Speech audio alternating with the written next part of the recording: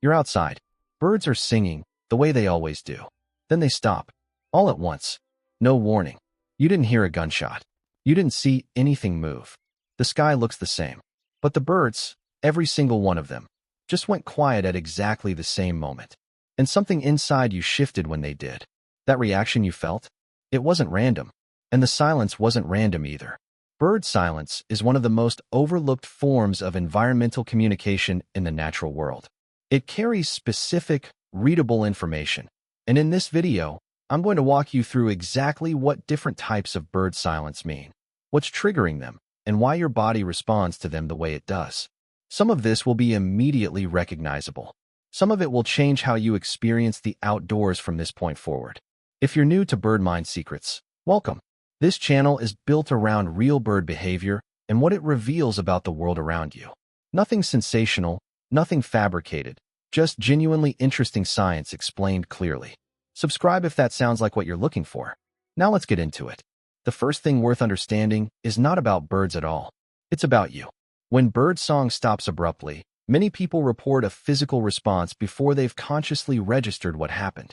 A slight tension, eyes that start scanning without a deliberate decision, a shift in breathing. This happens because humans co-evolved with the natural world for a very long time. In environments where your survival depended on reading what was around you, sudden animal silence was a meaningful signal. It meant something nearby had detected a threat before you did. The animals around you had sharper senses. When they all went quiet at once, the correct response was to go on alert. That pattern is still in your nervous system. When bird song disappears suddenly, your threat detection wiring activates, sometimes faster than conscious thought catches up. This isn't imagination or overthinking. It's a response that was functional for a very long time, and it's being triggered by a real environmental change. The bird stopping isn't nothing. Your body knew that before you did. Here's the part most people never think about. Bird silence is not the absence of communication. It is the communication. When one bird detects a threat and stops singing, nearby birds notice that gap, the sudden absence of a sound that was there a moment ago. They stop too.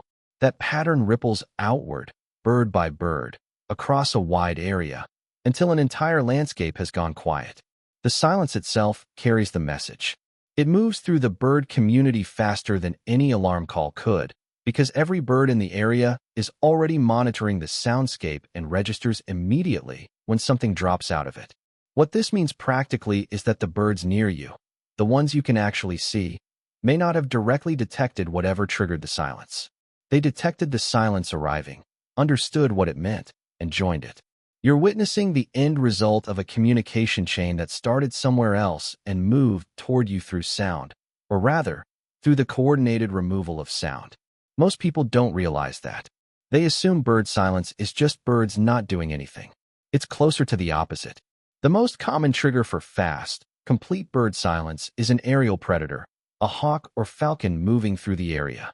Birds that hunt from above are genuinely dangerous for small songbirds, and the best survival response is to become invisible immediately. No movement, no sound. Both draw attention. Both can get you killed. So when an aerial predator appears, the correct behavior is to stop everything and stay completely still. Here's what makes this interesting from your perspective. Birds have significantly sharper eyesight than humans. A hawk at height, still too far away and too small to register clearly in your vision, can be identified and tracked by a bird perched nearby. This means the silence can arrive well before you can see what caused it. You look around, see nothing unusual, and assume it was nothing. But the birds aren't reacting to what's visible to you. They're reacting to what's visible to them, which is a much larger portion of the sky. When birds go suddenly and completely silent, the instinct to scan at eye level is usually wrong. Whatever triggered it is almost certainly above you. Look up, slowly, because movement draws attention, and the birds already know that. Not all silences start the same way, and the difference is worth learning. When the trigger is a ground-level threat, a cat, a fox, a person moving in a way that reads as predatory, birds often don't go silent immediately. Many species give alarm calls first. Short, sharp chip notes. A burst of scolding from a wren or a blackbird. Agitated movement between branches with a kind of persistent attention focused in one direction. These calls are doing specific work. They're telling other birds, Something is here, it's at ground level, and it's moving. Different call types communicate different threat levels. Some species give distinct calls for aerial versus ground predators, a distinction researchers have studied across multiple species, including chickadees, which are well documented in this area. After those alarm calls, if the threat continues without leaving, silence often follows. But it's a different silence than the sudden drop that signals an aerial predator. It builds rather than cuts. If you're walking through a natural space and birds start calling sharply in a cluster, then go quiet as you approach. There's a reasonable chance you were the ground-level trigger. The calls were tracking your movement. The silence was the next step in the same response. This is worth sitting with. You weren't being ignored. You were being monitored, evaluated, and responded to with a level of coordination most people never notice.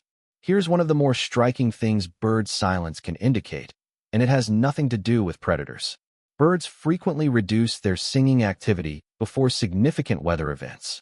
Not during bad weather, and not after, before. Sometimes well before any visible sign of what's coming. The explanation is physiological. Birds have inner ear structures that are sensitive to changes in barometric pressure, the atmospheric shift that precedes incoming storm systems. When pressure begins dropping in the way that signals serious weather, birds register it and adjust their behavior. Feeding activity often increases. Song decreases.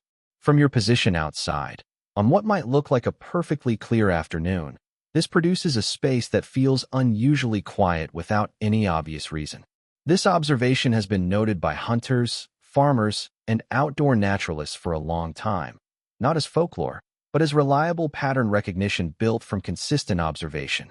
The science around avian barometric sensitivity supports it as a real physiological capacity, though researchers continue to study the exact mechanisms. What's worth noting is the implication. The birds around you sometimes have access to environmental information that your senses don't register. When the sound drops off for no visible reason, the atmosphere may be telling them something it hasn't told you yet. This is one of the more thought-provoking aspects of how birds respond to humans, and it's grounded in observable behavior. Birds don't just detect that a large animal is nearby. They evaluate how that animal is moving, and they make judgments based on behavioral patterns. Slow, predictable movement reads differently than sudden stops, rapid direction changes, or direct approaches toward vegetation. Behaviors that pattern match to how a hunting animal moves. Studies into how birds respond to human presence have found meaningful differences in alarm behavior based on how a person is moving, not just whether they're there. A person walking a consistent path at a steady pace through a familiar area often produces much less disruption to bird activity than a person who stops unpredictably, looks into hedges, or approaches nest sites. Birds are also capable of individual recognition, particularly species like crows and ravens, which are well documented in this area. But even species that don't track individual faces are reading behavioral signatures in real time.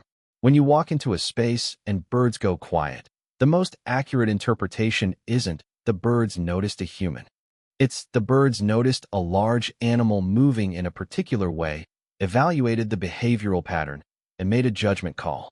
Your behavior, not just your presence, determined the response. Here's a layer that's easy to miss.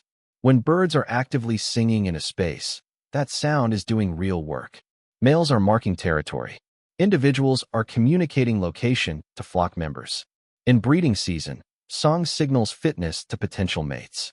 The acoustic environment of a healthy natural space is structured and functional, not incidental background noise.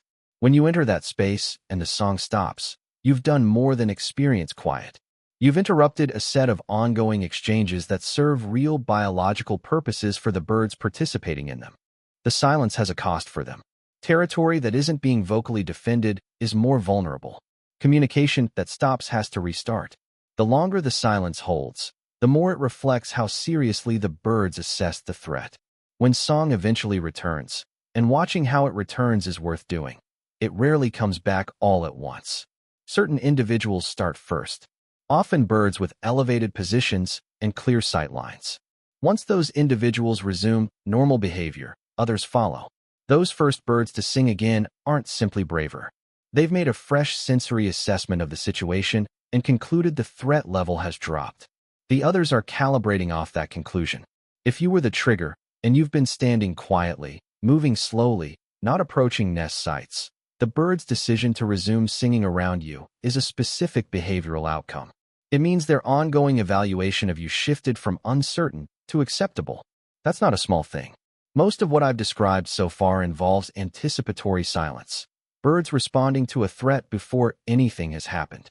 But there's a different quality of silence that follows a successful predator strike, and it feels distinct. When a hawk takes a bird, the immediate area goes into a prolonged quiet that can hold for several minutes. The birds that witnessed or detected the event aren't just responding to danger.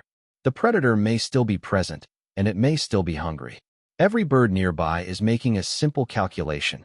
Stay invisible, stay silent, and don't invite a second strike.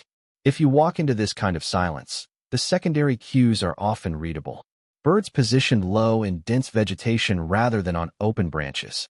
Minimal movement, and what movement exists stays close to cover.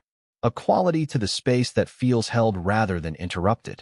What this silence tells you is specific. A predator was recently successful here. It may still be in the area. Everything in that space has reorganized around that fact, and you walked in without knowing. The birds knew. They adjusted. You're the last piece of the environment to receive that information. This point works on a longer timescale, but it's worth including. Ecologists use bird song activity, particularly the dawn chorus, the burst of singing that happens in the hour after sunrise, as one indicator of habitat health. A diverse, active dawn chorus suggests a space with healthy bird populations and conditions those birds feel relatively safe in. A thin or absent dawn chorus can suggest the opposite. Spaces that consistently feel quieter than you'd expect aren't necessarily low in bird activity. Sometimes the birds are there, but they've settled into a behavioral baseline that favors silence.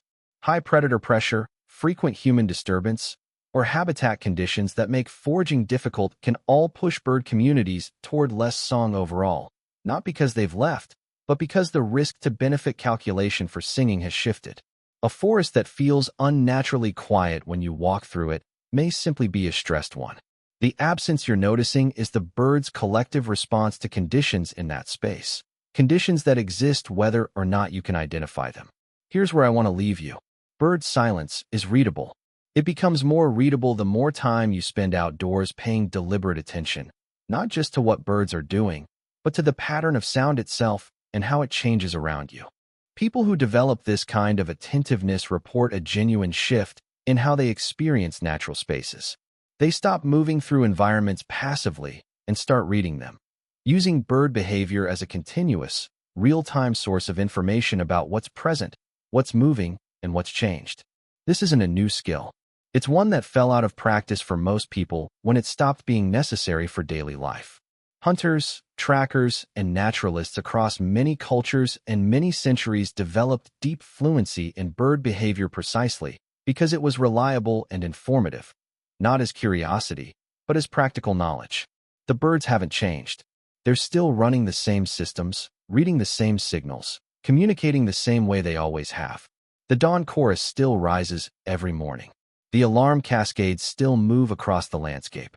The silence still means something specific each time it falls. What's changed is the number of people paying attention. The next time you're outside and the birds go quiet, resist the impulse to look at your phone or assume it's nothing. Stand still. Look up. Notice where the birds went, not just that they left. Notice when the first one sings again and from where. Notice how the silence feels, whether it cuts sharply or built gradually. You're not interpreting superstition. You're reading real behavior from animals that have been perfecting these systems for far longer than our species has been here. They were paying attention long before you arrived. The question is whether you're paying attention back. If this has happened to you, a bird's silence that felt like it meant something, a moment outdoors that made you stop, I want to hear about it. Drop it in the comments. Where you were, what you noticed, whether anything followed. I read every comment on this channel, and those first-hand observations are genuinely some of the most interesting things people share here. If you want to keep going deeper into real bird behavior, the kind that changes how you experience the natural world, that's exactly what this channel is for. Subscribe, and I'll see you in the next one.